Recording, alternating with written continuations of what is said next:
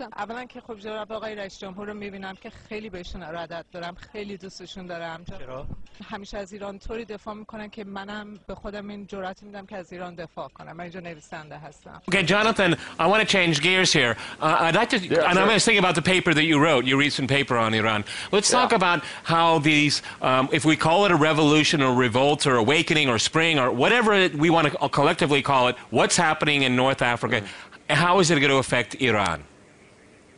On the ground, on the ground. Well, that's a difficult one to say. I think Iran have found a formula for crushing the opposition in 2009 after the fraudulent elections, allegedly fraudulent elections, where Ahmadinejad allegedly won 65% of the vote, and then you had a mass outpouring of people in the cities of Tehran, but ultimately through a combination of brute force. Well, in any event, what happened in North Africa is really quite different. They may have learned some Twitter techniques from the Iranian Revolution, but what happened in Iran, what happened in Tunisia and Egypt were fundamentally Jonathan, those Twitter techniques were traced back to Israel, incidentally. Well, the Twitter was sorry, traced back to Israel. It was not Iranian. Look. If I could make a point. In California. Let me just say one thing. I'm trying. Wait a minute. I didn't finish my point. I mean, you're so obsessed with America and with Israel. I'm trying to say that what the Arab Spring is about is it's about the lack of governance. It's about the lack of personal freedom. It's about a lot of things that the Tunisian and the Egyptian people felt. So I wouldn't say that it was impacted by Iran. However, I would say that the problems that the people of Tunisia and Egypt are suffering from are not different from the problems that people in Iran are suffering from. Okay, Professor Marandi, I want you to go ahead. Go ahead, jump in, go. Well, first of all, very quickly, in Iran, I didn't vote for Mr. Ahmadinejad. I'm not a fan of Mr. Ahmadinejad, but he won the elections legitimately. There was absolutely no fraud. The polls carried out by Americans showed it. The polls carried out by Iranians showed it. And even Mousavi's representative in the Ministry of the Interior, who had 40,000 volunteers, said specifically 5 days after the election that there was no fraud.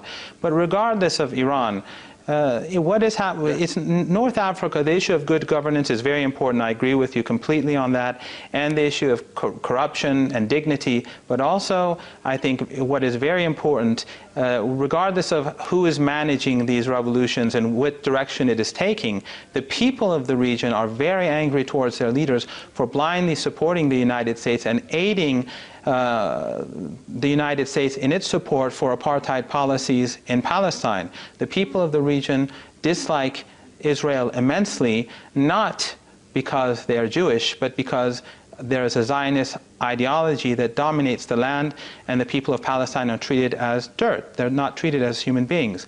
And that is very central to how people in this region feel. Soraya, you want to chime in on that?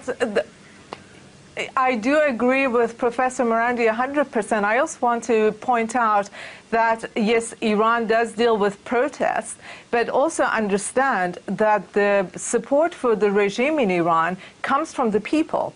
Unlike the Egyptian scenario or Tunisia, where it was the United States and Israel that supported those countries. So even if there is an uprising in Iran, the majority of the people do support the regime and the president, and it's just a show of numbers. Okay, Jonathan, if I can go back to you in London, of course, at the center of American Forum. Go right ahead. I'm thunderstruck by this whole analysis, but I don't know where to begin. I think it's utter nonsense. Utter nonsense. The Iranian people do not support. The Iranian people do not support Ahmadinejad. That's utter nonsense. And the human rights violations. Soraya, no. Human rights. Wait, excuse me, Soraya. I'm speaking now. You listen. Yes. Soraya, human rights violations. Okay. Compare tanks in Syria shooting unarmed civilians. Compare what the Basiji did to poor Neda in Tehran.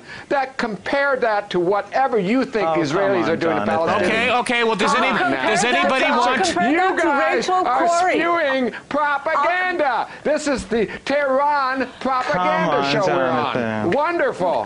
Jonathan, The United States and the West defeated. Tim Marshall, when Osama bin Laden, there was a caption last week on Sky News, Osama bin Laden says there will not be peace in Palestine until the rights of Palestinians are there. They interrupted Tim Marshall, who was watching the massacre in Homs of Syrian, supported by Iran, by the way, of Syrian tanks. And Tim Marshall said, come off it. Everybody I talked to, from Benghazi to Cairo, to Tunisia, and now here in Homs, says we reject the big lie that says it's Israel's fault. All right, I'm going to give Professor Marandi the last word. Wait a minute. Tim Marshall explained. This has been used by the leaders of these countries to deny their people freedom. That's what the people want. All right, I'm sorry. We've run out of time, folks. We've run out of time. Run out of time. Thank you for this very spirited debate. Many thanks to my guests today in Tehran, London, and in Irvine. And thanks to our viewers for watching us here in RT. See you next time. And remember, crosstalk rules.